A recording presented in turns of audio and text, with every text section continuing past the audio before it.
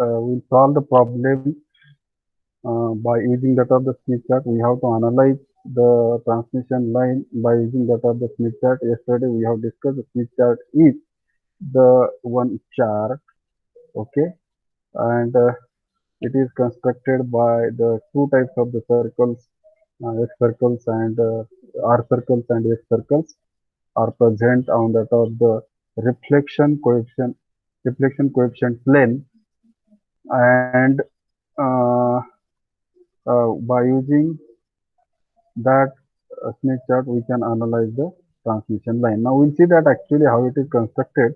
Now we'll see the actual example how we can solve the problem of transmission line by using that of the Smith chart. Okay. Now here we'll see the one of the example. First of all, I will read the one of the example, a 30-meter long lossless transmission line with Z0 is equal to 50 ohm operating at 2 megahertz is terminated with load impedance ZL is equal to 60 plus J40 ohm. If U is equal to 0.6 C on the line, find the reflection coefficient, B the standing wave ratio, C the input impedance. Now if you read this problem,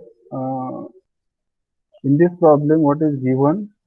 Given is that the characteristic impedance of the transmission line is given Z0, and also the load impedance is also provided to us, and also the phase velocity of the signal is also given, that U is equal to 0.6 C.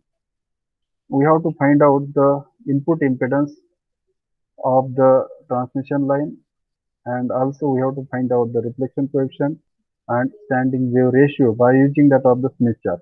Okay, we can also cross verify the values by using that of the equations also.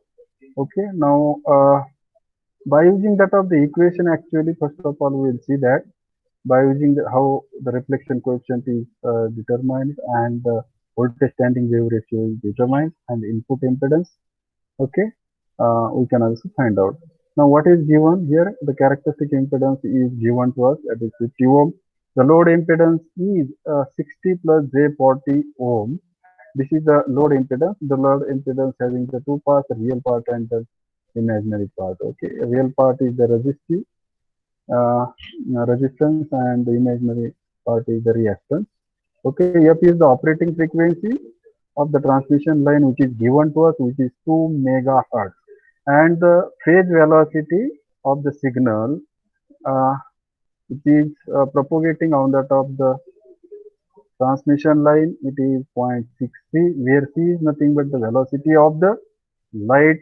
Velocity of the light is 3 into 10 to the power of 8 meter per second, and in this example, or in this problem, the phase velocity of the signal which is propagating along the top of the transmission line is 60% of the phase velocity of the light in the air.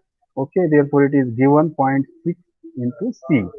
Okay, C is the symbol which is used to represent the phase velocity of the light. Okay, or velocity of that light. Okay, now first method, by using that of the equation we have to find out the reflection coefficient. Now the reflection coefficient we can find out ZL minus Z0 divided by ZL plus Z0. Now here ZL is equal to 60 plus J40 and minus 50 divided by 60 plus J40 plus 50.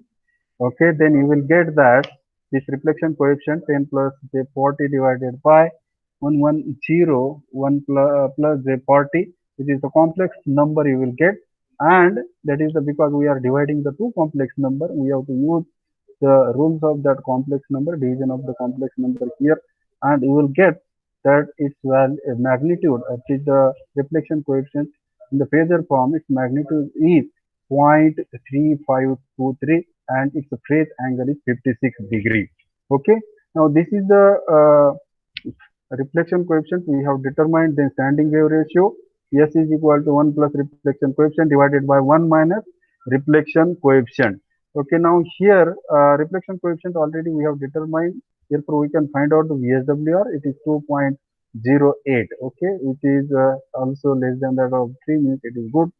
Okay, now then third one, we have to find out the input impedance. Now the line given is that the what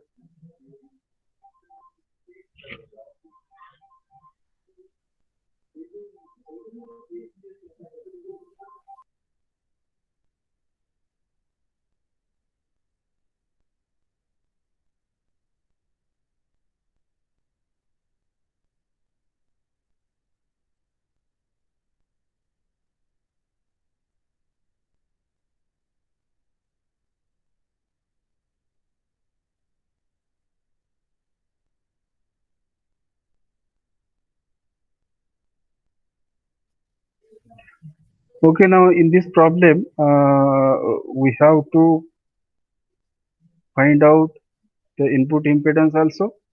Now the problem in that of the problem, that is type of the transmission line is not mentioned. Now what we are considering that it is the lossless transmission line, and for that of the lossless transmission line the input impedance Z in is given by Z0 in bracket ZL for Z0 tan beta L divided by Z0 ZL tan beta L. Now first of all we have to find out the beta, and then afterwards we will find out the beta into L. Okay, now therefore the phase velocity is given to us, that is u, it is equal to that of the omega divided by the beta, and therefore beta is equal to omega divided by the phase velocity, and therefore from this equation we will get that beta into L, that is omega L divided by mu. Okay, we are substituting the omega, that is 2 pi into 2 into 10 to the power of 6 into 30. 30 is nothing but the length of the transmission line, which is in 30 meter, divided by u is 0.6 into 10 into 3 into 10 to the power of 8. Okay, now therefore you will get that beta into L is 2 pi by 3 radian. It is nothing but 120 degree. Now we are substituting the ZL is also known to us, Z naught is also known. Beta L we have determined. Now we are substituting, and then input impedance for that of the transmission line we can find out. Okay, and now here by substituting all these values in the equation, you will get the input impedance as a complex number, that is 23 plus 23.97 plus j 1.35 ohm. Okay, now this is the input impedance you will get uh, after substituting all these values. Okay, these values we have obtained by using that of the equation. Now the another method is by using that of the Smith chart, because we can also find out all the values or all reflection coefficient VSWR and also input impedance of the transmission line. We can also find out by using that of the Smith chart or graphical method. Okay, now for that one, first of all, first step is actually we have to normalize the impedance, given impedance. Now in the problem, given impedance is the load impedance. Okay, and we are normalizing first of all it, that is ZL is equal to ZL divided by Z naught. Okay, now ZL is equal to 60 plus J40 divided by 50, and is equal to 1.2 into J0.8. Now this is your normalized impedance. Why it is necessary to normalize the impedance? Because we are using the Smith chart for all types of the transmission lines. That is, the transmission line may be that of the 50 ohm, 300 ohm, or maybe that of the 75 ohm. For all these types of the different types of the transmission line, we are using the same Smith chart, and therefore we have to normalize it. And to get the actual value, we have to multiply by that of the Z naught afterwards at the end when we solve the problem. Okay. Now therefore the step 2, first of all we have normalized the impedance. Now the second step is we have to locate the ZL on that of the Smith chart. Okay, that is the on that of the Smith chart. Actually we know that there are two circles are there, a resistance circle and a reactance circle, and intersection of these two uh, circle represent the location of the load impedance. Okay, now therefore, now here actually the R is equal to 1.2 and X is equal to zero point 0.8. Okay, now therefore we have to identify these two circles on that of the Smith chart first of all. Okay, and we have to identify it to get the reflection coefficient actually at the load join the center of the Smith. Now actually I will show that the chart here, or that is the diagram how it will be. Okay,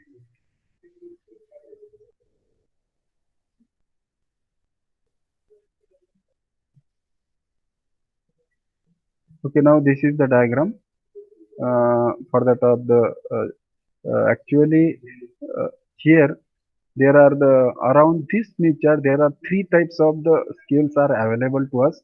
Now first scale is the angle of reflection scale is there. Okay, now this first is the angle of reflection scale. Now there is also another scale available around this Smith chart is the wavelength scale, that is for moving from load to generator, and then another wavelength scale is also available that is moving from generator to load. Okay, therefore three types of the scales are available around that of the Smith chart. Okay, now first of all we have normalized the impedance and we have identified R is equal to 1.2 and X is equal to, now X is equal to zero point 0.8. Now you can see that actually here the circle we have identified for that of the R is equal to 1.2 is this one. Okay, now this is the R is equal to 1.2 circle, 1.2 circle, there and then X is equal to zero point 0.8 circle. Now X is equal to zero point 0.8 circle is this one.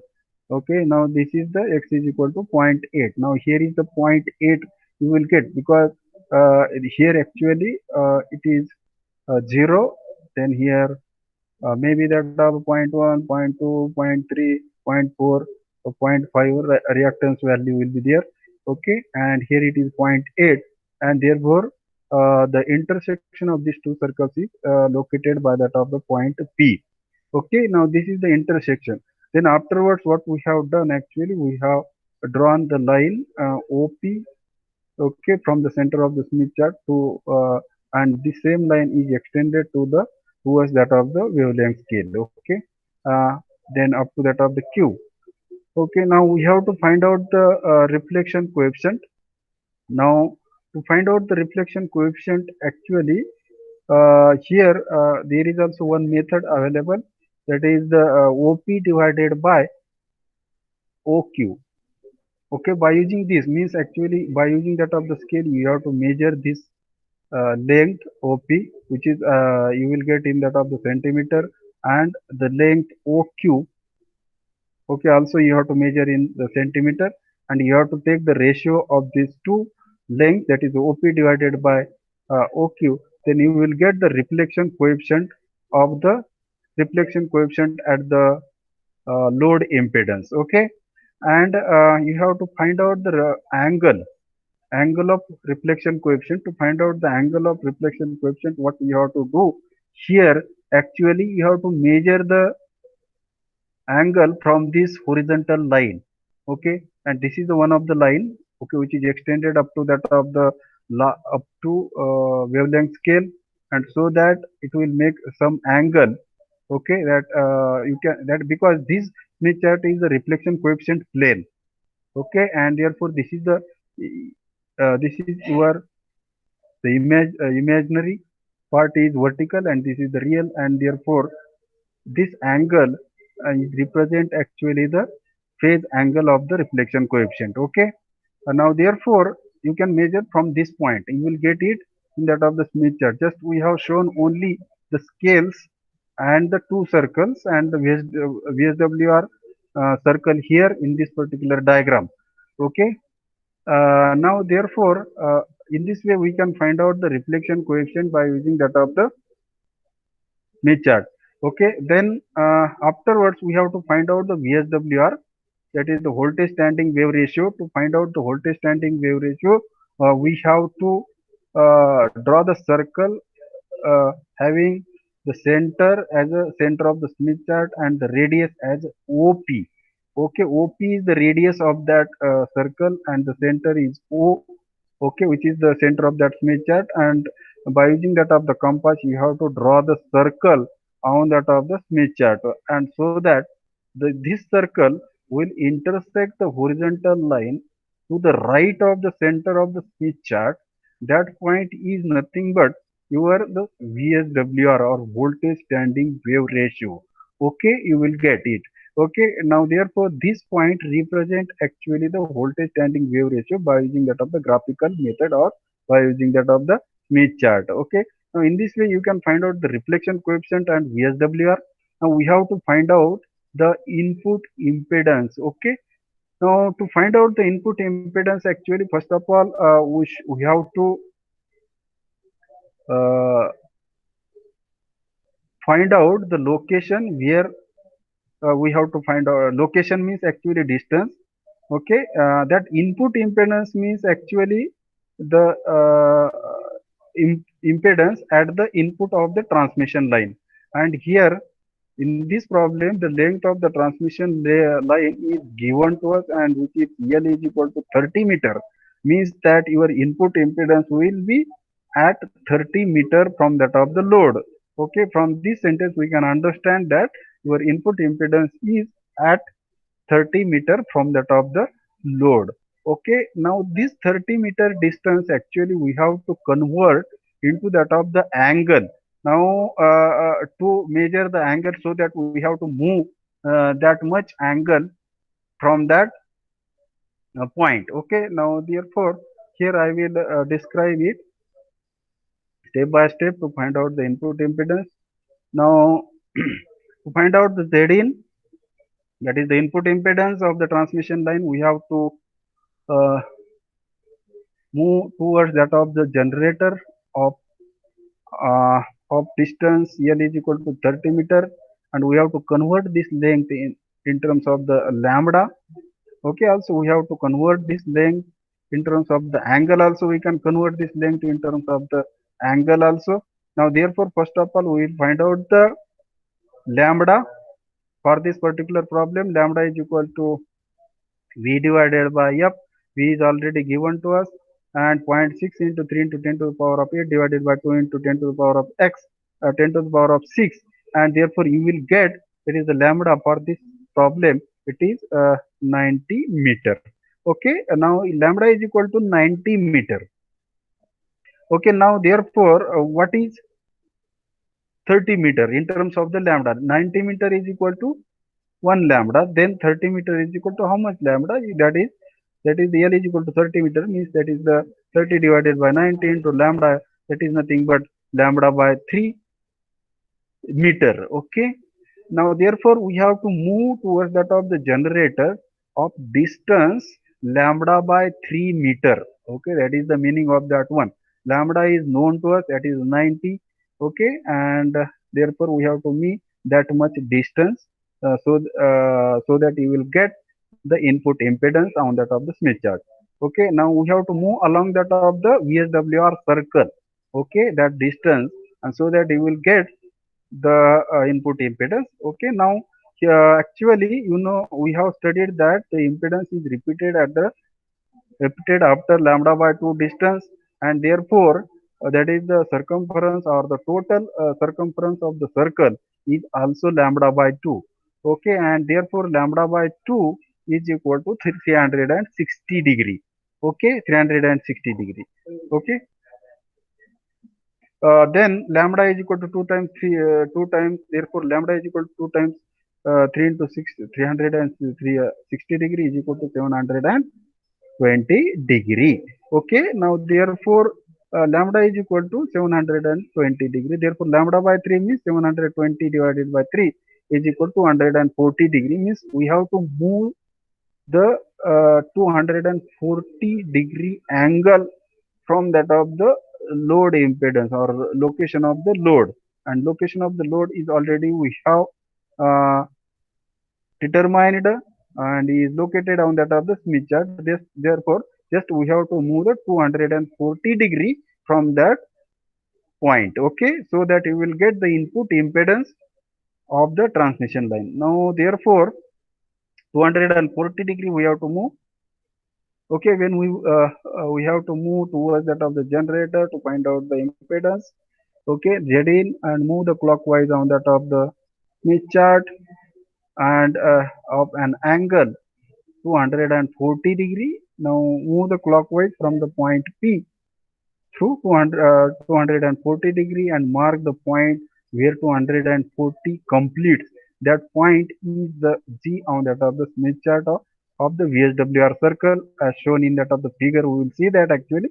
Now, now then afterwards, extend the point G towards that of the outer circle R is equal to 0. Okay, now find R circle and X circle value of the point G, which is nothing but the normalized input impedance of that transmission line, and that you will get it is R is equal to 0.47 and X is equal to 0.035. Okay, now this is the normalized form. Okay, now we have to find out the actual value of that input impedance. To get the actual value of that input impedance, we have to multiply by that of the characteristic impedance of the transmission line, and then you will get the actual value of that input impedance, okay, of the transmission line. Therefore, we have multiplied it by that of the 50 ohm to that of the normalized impedance. That is this, because this is the R value, this is your X value, and we are multiplying by that of the 50 to this one, and then you will get the actual input impedance, and it is 2.35 J 1.75 ohm. Okay, now I will show in this particular diagram on that of the chart. You have to move to 140 degree from this particular point. Okay, now this is the line. From this line you have to move to 140 degree, or you have to move the lambda by 3 distance. Okay, you can use anyone. Okay, you can move in terms of the lambda, or you can also move in terms of the angle. Okay, because the equivalent value is already known to us, lambda. If you want to move the in terms of the lambda, you have to move actually lambda by 3 distance from this particular point. And if you want to move from this point in terms of the angle, then that angle is actually 240 degree clockwise. Okay, we have to move because we are moving clockwise. You can see that clockwise is this one, and this point 240 degree will be here. Okay, because we are moving from that of the load to generator. When we are moving from that of the load to generator, we have to move the clockwise. Okay, a load to a generator, we have to move clockwise. Okay, now therefore we are moving clockwise here, like this. You can see in this diagram. Now this is the starting point, and then this will end at this point, and this total angle, if you measure this total angle, it is 240 degree angle. Clockwise movement is when impedance is towards that of the, when you want to find out, when you want to find out the move from that of the load to that of the generator, you have to move clockwise. And when you have to find out the load impedance, okay, suppose input impedance is given to you and you have to find out the load impedance. At that time the movement is anti-clockwise. Okay, therefore that movement you have to, that will be depends upon that of which impedance you have to find out. Okay, now in this case we have to find out the input impedance, so that we have to move the towards that of the clockwise, towards we have to move towards the generator. Okay, now therefore then afterwards, once this angle is complete, we have made one line, straight line, which will join these 2 points. and this is the point G. Now at this point actually you will get the two circles, that is the two circles are meeting at this particular point, and that two circles we have to identify that, that is the R circle and that of the X circles. Okay, that is the R circles are the complete circles are available in the Smith chart, and the X circles are not complete circles, just a part of that circuit, part of that circles are available. We know that we have discussed yesterday. Okay, now therefore that X value and R value we have to identify for this particular point, and then you will get the impedance. Okay, now therefore we have identified that value, and then we will get the normalized form, and then we have multiplied by that of the 50 ohm, and then you will get it is Zin is equal to 2.35. In this way you have to find out the input impedance on that of the transmission line. Okay, or reflection coefficient and VSWR on that of the transmission line. Okay, now then we see that the waveguides about that of the what is means by the waveguide, and why it is used. Okay, because actually here, and what is means by the S parameters also, you see that what is the S parameter, that is the scattering parameter. The scattering parameter, first of all we will see that because for that one actually we have to consider the two port network. Okay, that is the two port network, and for that of the two port network we have to find out the scattering parameters. Okay, scattering parameters actually it represents the how much power is absorbed by that of the particular port when we are applying the input power, and at the output port how much power is transmitted, how much power is reflected, how much power is lost. From that information, all this information will be provided by these parameters, therefore that parameters are called as the scattering parameter. Now actually we will see that the diagram for that one, and from that one you can understand actually how the it will be determined. Okay,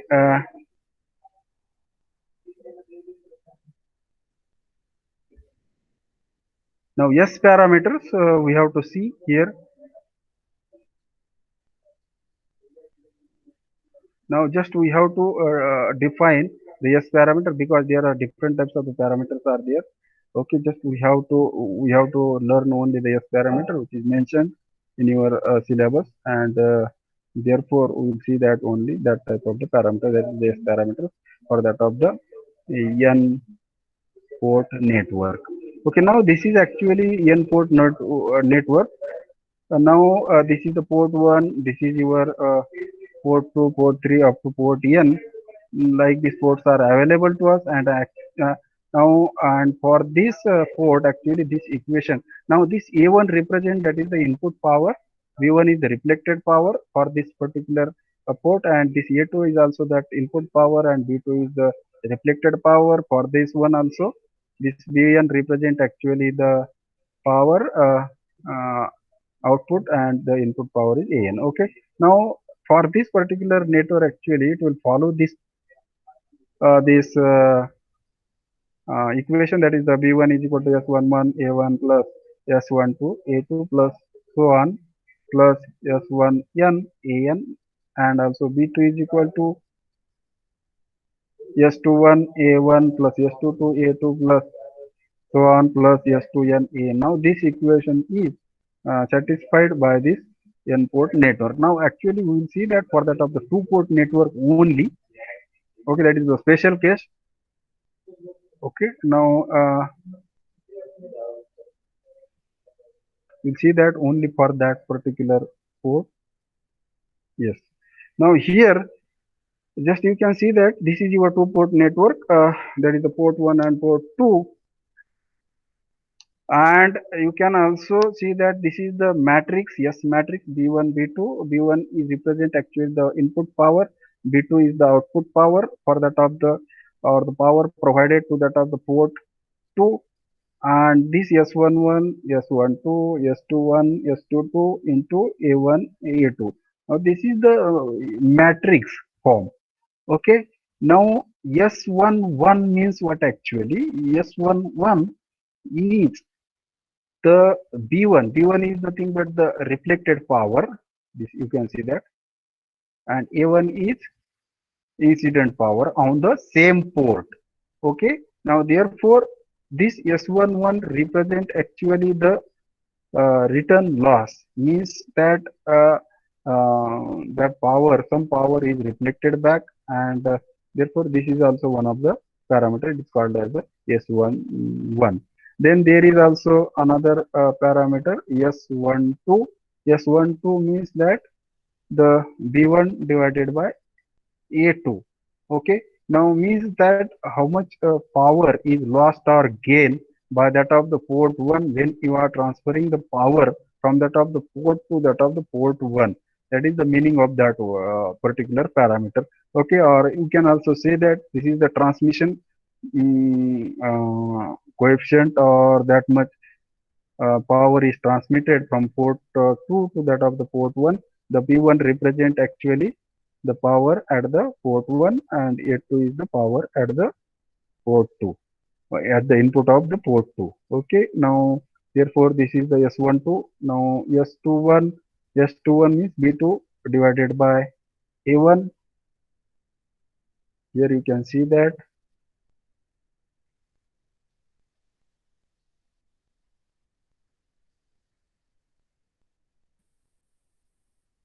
Okay. Now S21 is equal to B2 divided by A1.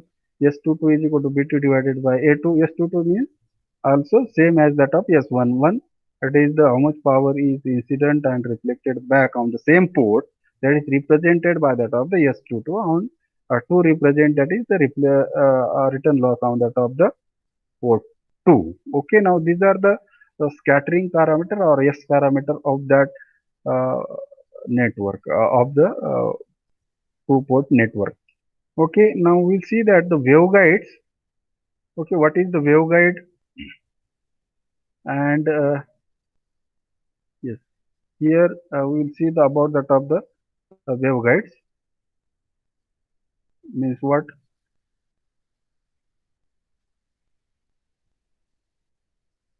First of all, we will see that the rectangular waveguide is a construction.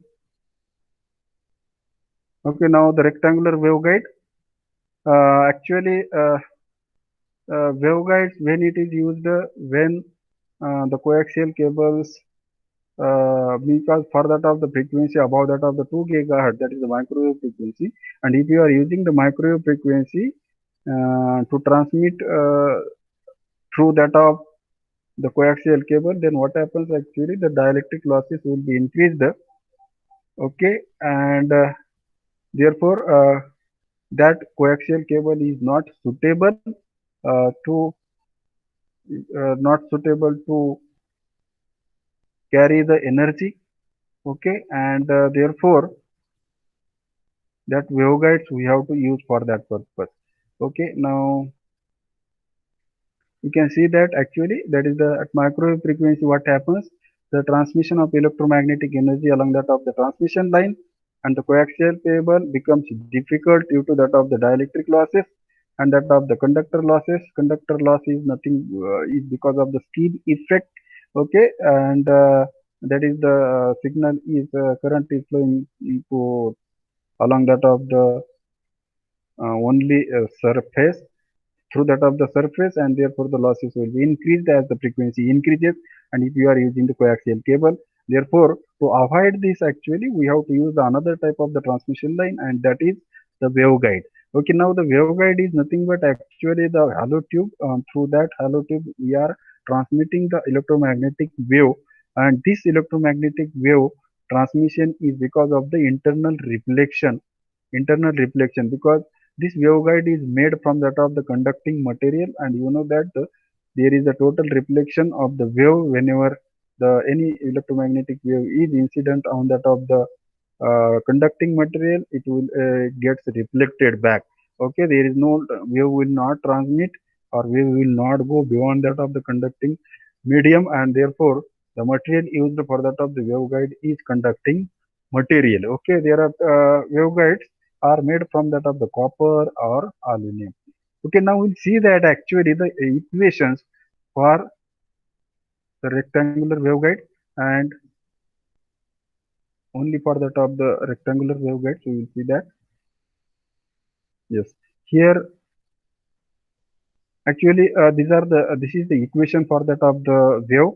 Already we know this is the Helmholtz wave equation for that of the electric field, and this is the rectangular waveguide, and the horizontal dimension is a centimeter and vertical dimension is along that of the y-axis. It is a b centimeter.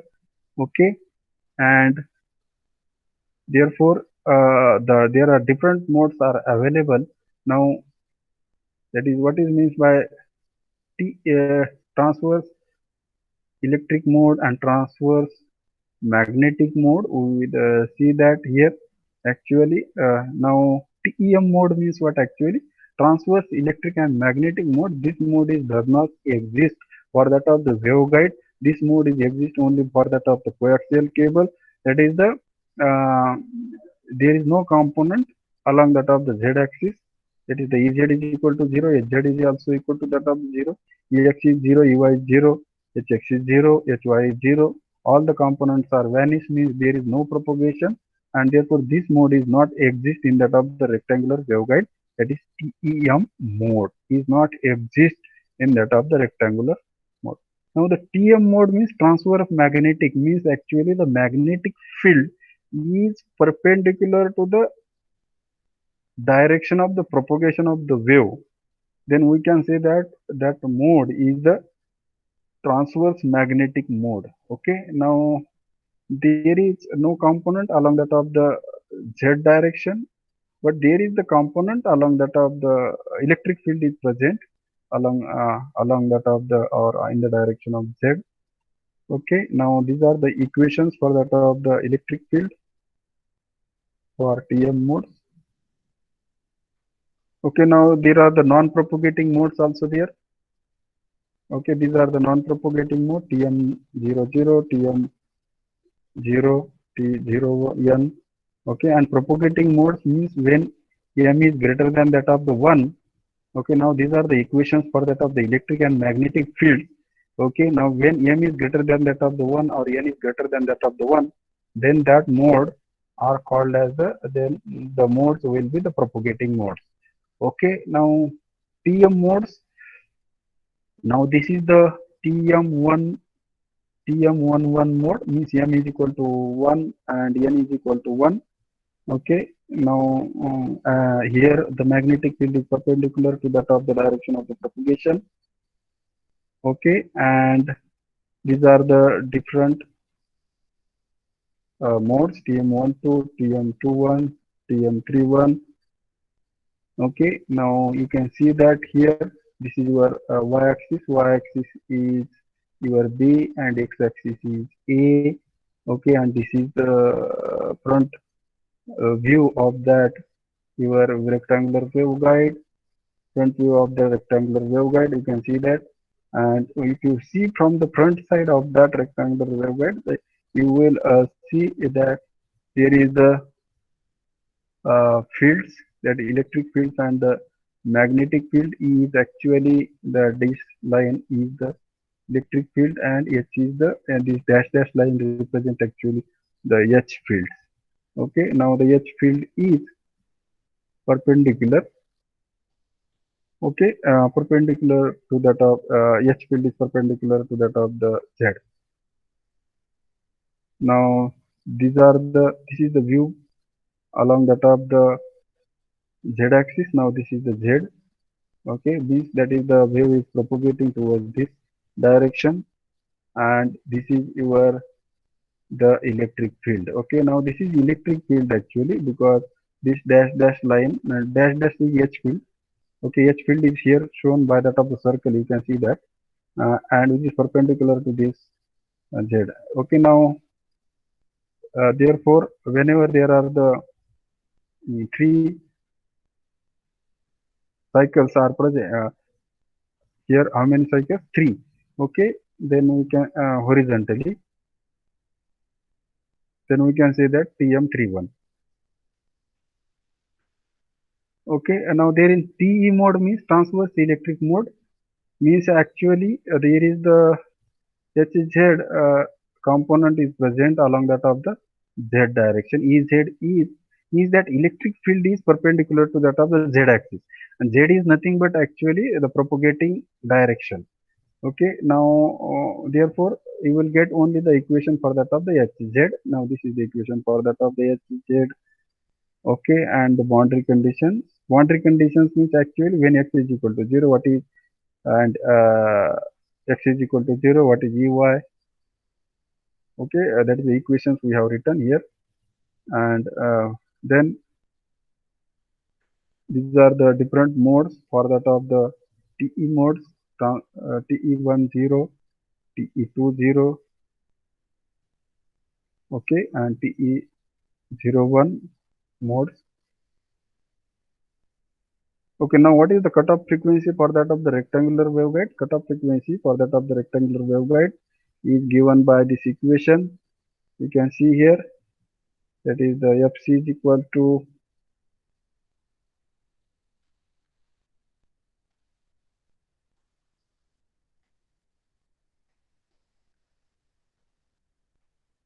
Fc is equal to this one, that is 1 upon 2 pi into under root of mu into epsilon.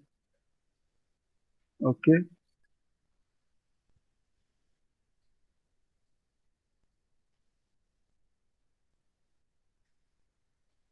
Fc is equal to, now cutoff frequency for different modes. Now we have to remember that this equation for that of the cutoff frequency for that of the rectangular waveguide, it is depends upon on that of the mu and epsilon. Now we can see that 1 upon 2 under root of mu into epsilon under root of m divided by a square plus n divided by b whole square. By using this, cutoff frequency means maximum frequency that can be allowed or transmitted through that waveguide. Okay, beyond that it is not possible. Okay, that will not, that, therefore that frequency is called as the cutoff frequency. Cutoff frequency for that of the different modes. Okay, now we can see that the cutoff frequency of the rectangular waveguide for that of the different modes. For TE10 3 GHz, TE20 6 GHz, okay, TE02 it is 15 GHz. These are the cutoff frequencies for different TE modes. For A is equal to 2.5 centimeter and B is equal to 2 for this particular waveguide. That graph is shown here. Now the beta is equal to, for rectangular waveguide, the beta is equal to omega into under root of mu into epsilon into under root of 1 minus fc divided by f whole square. The intrinsic impedance, you can see that intrinsic impedance for that of the rectangular waveguide is eta naught into 1 minus fc divided by f whole square.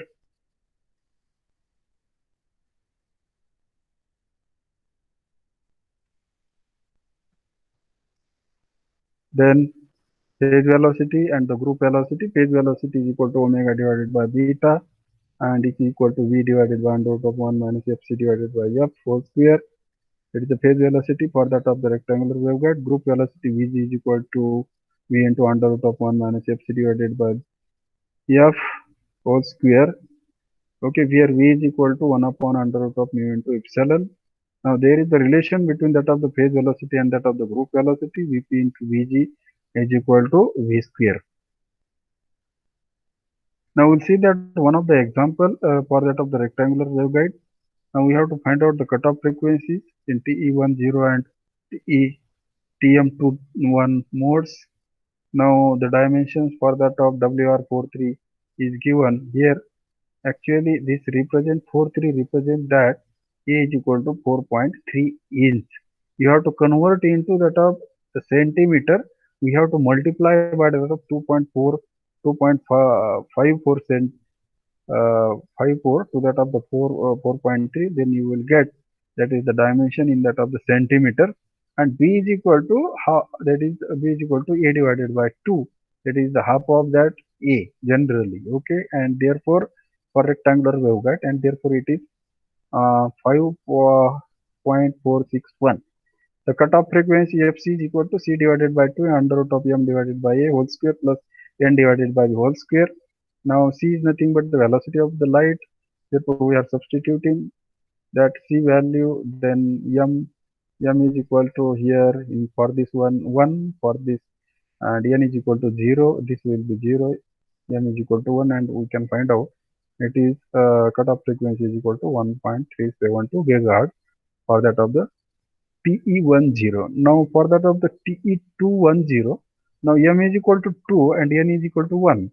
Just we are substituting, and for this particular mode the cutoff frequency is 3.884 gigahertz. Now if the given waveguide is filled with that of the dielectric, epsilon r is equal to 2.2, then we have to find out the cutoff frequency. The cutoff frequency will be 0.925 gigahertz. Actually, if we fill that waveguide by that of the specific dielectric material, then cutoff frequency is reduced. You can see that it is 0.925 gigahertz only. Okay, and if it is filled by that of the air, its frequency is 1.3 gigahertz. Okay, similarly for that of the T21, TM21, it is also reduced. You can see here is 2 point. It is also reduced. Here it is 3.8. Here it is 2.7. Okay. Now this is the rectangular waveguide. Now then we have to see actually the basic fundamentals of the antenna and some problem related to that of the antenna. Okay. We will see that the problems.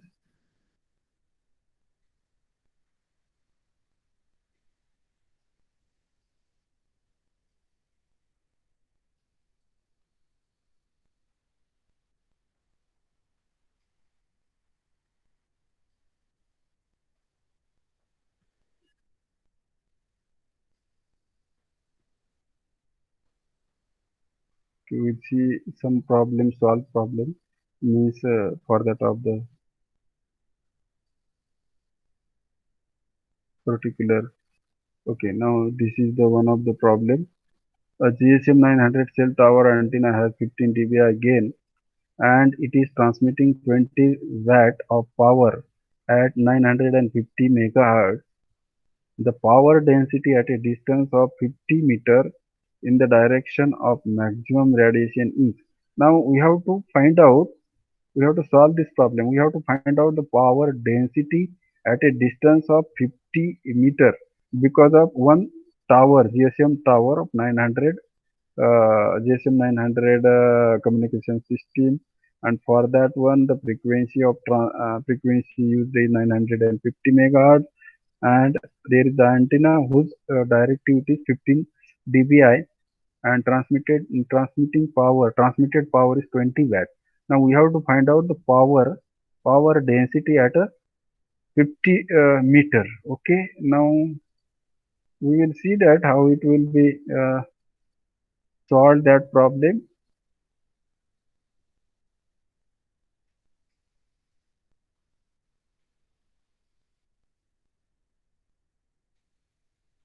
Here we will see that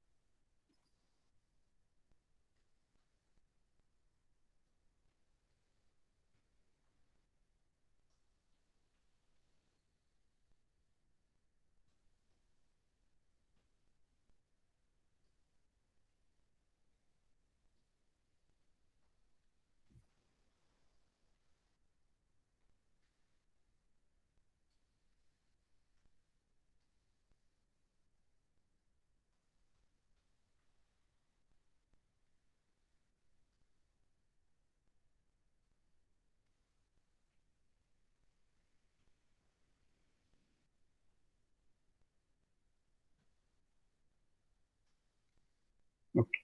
Now we will see the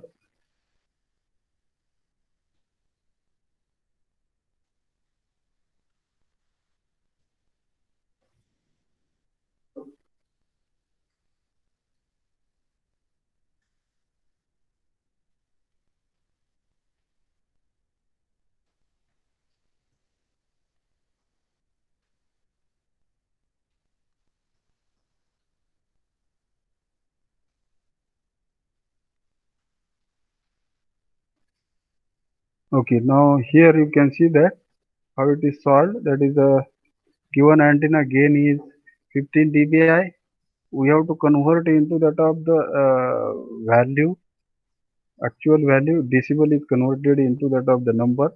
Okay, therefore it is converted into that of 10 into 15 by 10 means you will get actually it is 13.6.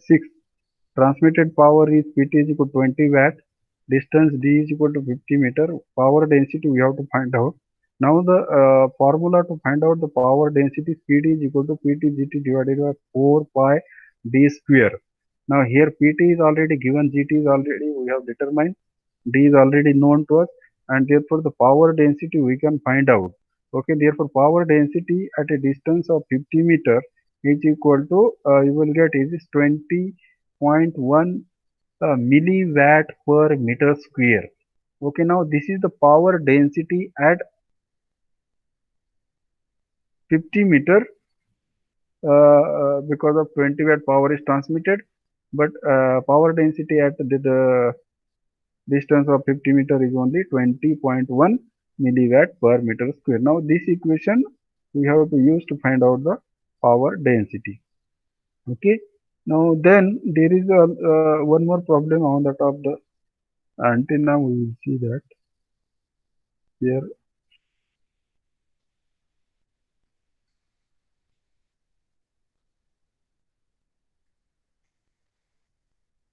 Okay. Now this problem also we'll see that a transmitting and receiving antenna operating at 5.8 gigahertz with gains of 18 dBi and 15 dBi respectively are separated by a distance 2 kilometer.